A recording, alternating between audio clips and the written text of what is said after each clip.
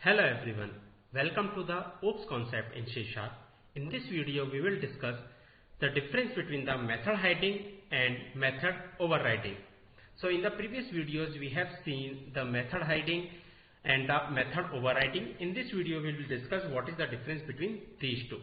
So basically when we have a reference, like in the overriding concept, when we have a reference variable of the base class which is pointing to the derived class, then it will invoke the override method in the derived class, and vice versa of the method hiding, like the base class reference variable pointing to a derived class object, then it will invoke the hidden method in the base class. So that is the difference, like it called to the derived class and it called to the base class. So let's understand it with an example. So this is the example which we are continuing. So here what I have done, I have a one employee class here and one print method, and this is another derived class which is inherited from the employee, and here also I have the same method, and I am calling the I am having the reference of the employee in the I am creating the print method with the reference of the employee, and here what I have done, I have using the method overriding using the virtual and override keyword.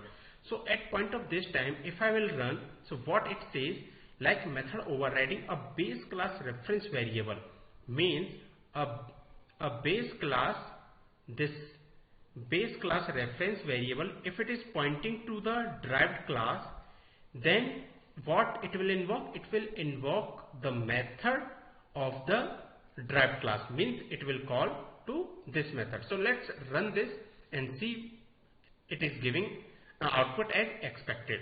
Now in case of the method hiding, what we have to do, instead of this override we have to use the new keyword. So what method hiding says, if the base class reference variable pointing to a derived class, so if the base class reference variable pointing to a derived class, then it will print the hidden method of the base class. So let's run this one. So at point of this time, if I will run, we will see the output is the base class. So that is the basic difference between method hiding and the method overriding. Now instead of this one, if I will call as a full-time employee, obj1 equal to new full-time employee. So at point of this time, if I will call this method, so what it will print? It will print at currently what it is seeing, the reference of the base class. So currently we are creating a reference of the employee class only and pointing to the same class. So what it will print? It will print this derived class only. So when I will run this application, what it will print? At point of this time, it will call the derived class. Even if I will create the override keyword, so at point of this time, what it will print? It will print the override keyword. So let's run this one and see what it will print. So in both the cases it will print the override keyword, because first one is for the overriding.